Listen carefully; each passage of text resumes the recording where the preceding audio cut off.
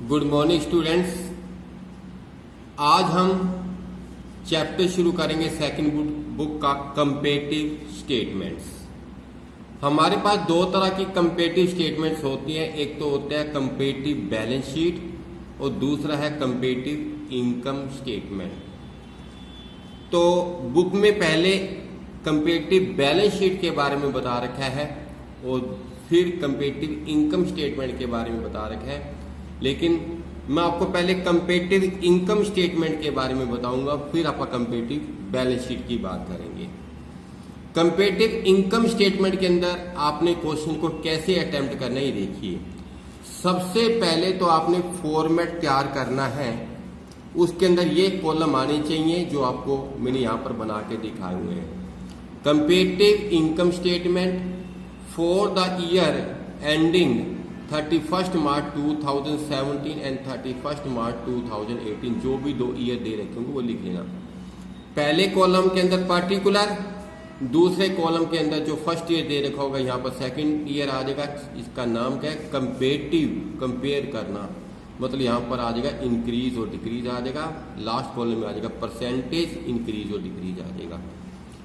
तो यहाँ पर आपकी यहाँ पर जो पर्टिकुलर है, यहाँ पर पहले इनकम दिखानी है, फिर आपने एक्सपेंडिचर दिखाने हैं। इनकम के अंदर तीन तरह की इनकम दिखा सकते हो आप। आपको एक तो दिखाओगे आरएफओ। आरएफओ का मतलब होता है रिवेन्यू फ्रॉम ऑपरेशन, मतलब जो आप सेल करते हैं, सेल करने से जो पैसा आता है, ये ऑलरेडी पहले से लिख के रख लेना।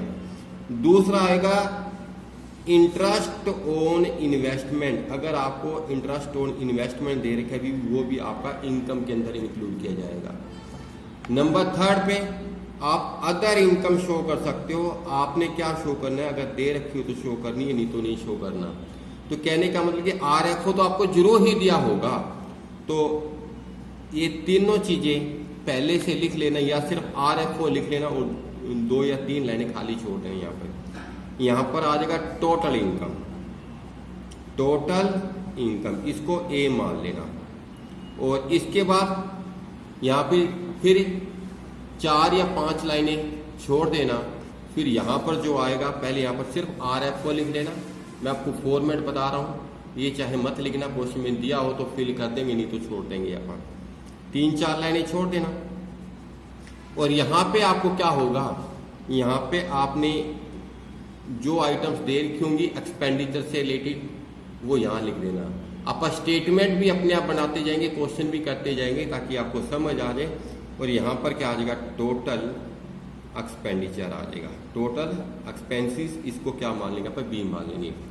अगर टोटल इनकम में से टोटल एक्सपेंसेस को माइनस कर दिया जाए तो वो नेट प्रॉफिट बचेगा, लेकिन यहाँ आपने लिखना है नेट प्रॉफिट बिफोर टैक्स लिखना है। बिफोर टैक्स मतलब इसमें से इसको माइनस करके यहां लिख देना है, और इसमें से इसको माइनस करके यहां लिख देना है।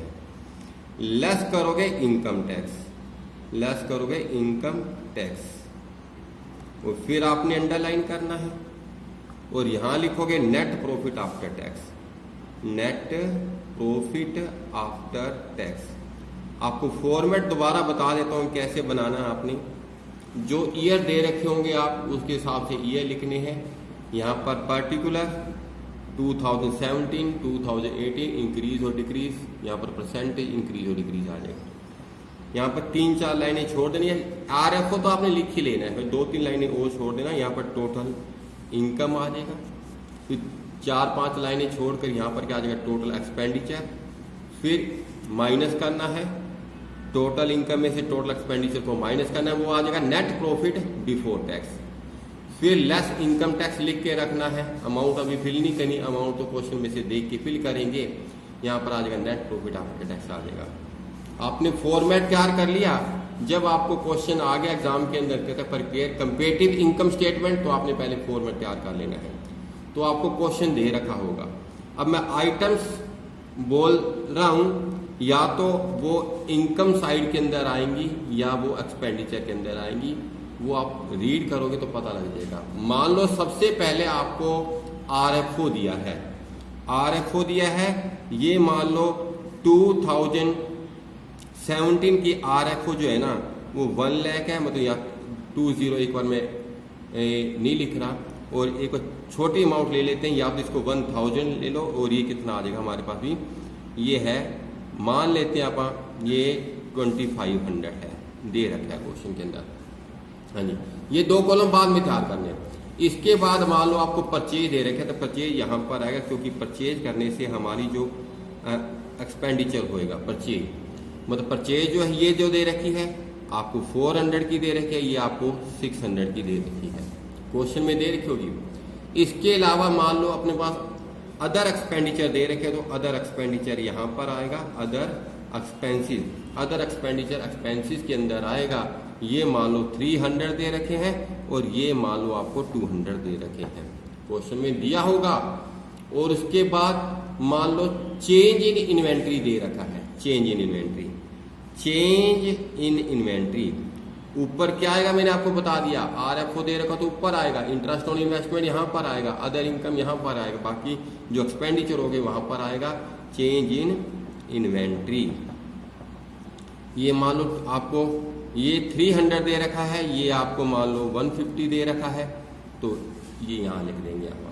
इसके बाद मान लो इंटरेस्ट ऑन इन्वेस्टमेंट दे रखा है, तो इंटरेस्ट ऑन इन्वेस्टमेंट 17 का इधर लिख लेना और 18 का इधर लिख लेना। ये दे रखा आपको भी 800 रुपीज, और ये दे रखा आपको भी 400 रुपीज, ऐसा दे रखा आपको भी। और अदर इनकम दे रखी है, अदर इनकम ये 200 दे रखी है आपको, और ये 100 दे रखे 2018 की, ऐसा क्वेश्चन में दिया हुआ था। जब तक आप क्वेश्चन को पूरा रीड करके इसके अंदर अमाउंट फिल नहीं कर देते, ना आपने टोटल करना है, ना ही आपने परसेंटेज निकालनी है। इसके बाद मान लो आपको इनकम टैक्स दे रखा है 50%, अगर परसेंटेज में दे रखा है तो वेट करना है, अभी नहीं निकाल सकते। अगर अमाउंट ही दे रखी है तो अमाउंट डायरेक्ट यहाँ पर लिख सकते हो आप।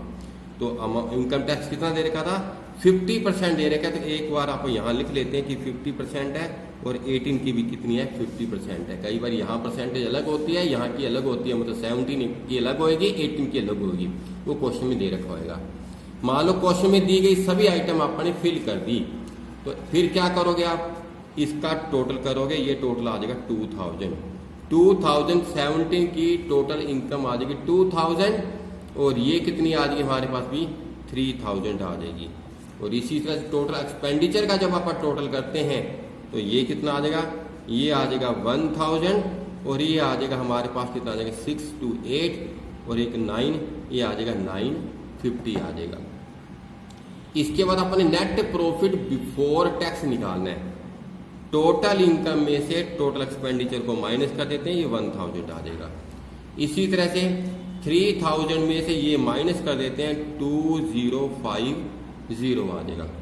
अब इसके बाद एक कॉलम हमारा खाली पड़ा है इनकम टैक्स का, कितने परसेंट है, 50%, और ये भी कितना है 50%। जो नेट इनकम बिफोर टैक्स है उसका 50% करेंगे, इसका 50% करेंगे तो 500 आ जाएगा, और इसका 50% करेंगे 1025 आ जाएगा। इसमें से इसको लेस करने पर 500 आ गया, और इसमें से इसको लेस करने पर 1025 आ गया। तो ये हमारे पहले दो कॉलम तैयार हो चुके हैं, लेकिन हमने करना क्या है, कंपेयर करना है। कंपेयर करना है तो कंपेयर करेंगे ऐसे, इसमें से इसको लेस करना है। जब इसमें से इसको लेस करेंगे तो कितना आ जाएगा, ये आ जाएगा, ये इंक्रीज हो गया, मतलब प्लस का 1500 हो गया, और ये क्या हो गया, डिक्रीज हो गया, माइनस का 400। ये क्या हो गया, डिक्रीज हो गया, माइनस का 100 होगा। कई बार बुक में माइनस में की जगह ब्रैकेट लगी होती है, तो आप क्या कर देंगे, वहां पर ब्रैकेट लगा देंगे यहाँ पर, या माइनस का साइन लगा दो, एक ही बात है। ये 2000 था, ये 3000 हो गया, ये प्लस का 1000 हो गया। तो इसी तरह से 400 से 600 हो गए, प्लस का 200 हो गया, और ये 300 से 200 रह गए, तो ये माइनस का 100 आ जाएगा। ये 350 से 150 रह गया, तो ये क्या आ जाएगा, माइनस का 150। ये आप कर रहे हैं कंपेयर। 1000 से 950 रहे टोटल एक्सपेंडिचर, माइनस का 50 हो गया, तो क्या है, ये 1000 से 2050 हो गया, प्लस का 1050 हो गया, 500 से 1025 हो गया, तो ये प्लस का 525 हो गया। इसी तरह से लास्ट में 500 से 1025 हो गया, प्लस का 525 रह गया। अब बात आती है लास्ट वाले कॉलम की, मतलब परसेंटेज की।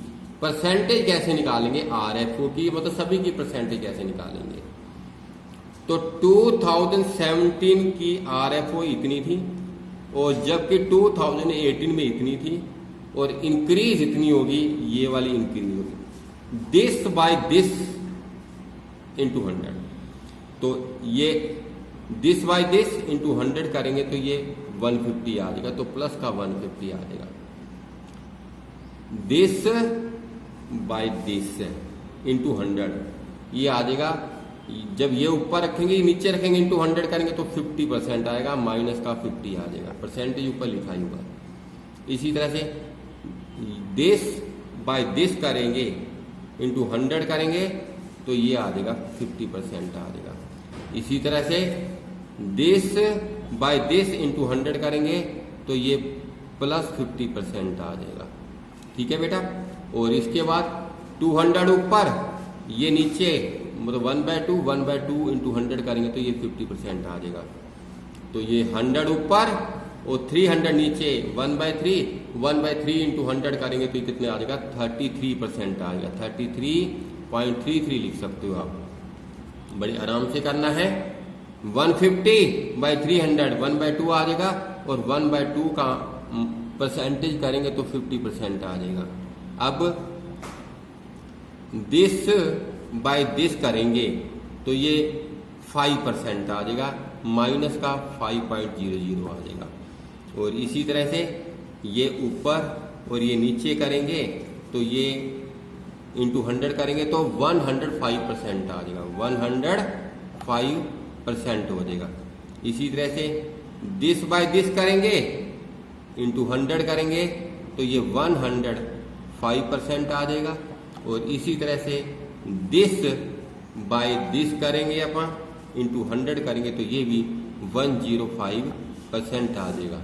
तो इसी तरह से आपने कंपेटिव इनकम स्टेटमेंट तैयार करनी होती है। तो कंपेटिव स्टेटमेंट वाले चैप्टर के जो भी सेकंड बुक का, ये शायद 6 चैप्टर है, उस चैप्टर के आपने 4 to 10 तक क्वेश्चन कर लेने हैं, क्योंकि जो फर्स्ट सेकंड और जो थर्ड क्वेश्चन दे रखे हैं वो कंपेटिटिव बैलेंस शीट से रिलेटेड है, और बाकी सारे के सारे क्वेश्चन इसी के जैसे हैं। तो इसकी अच्छी तरह से प्रैक्टिस कर लेना। Okay, thank you.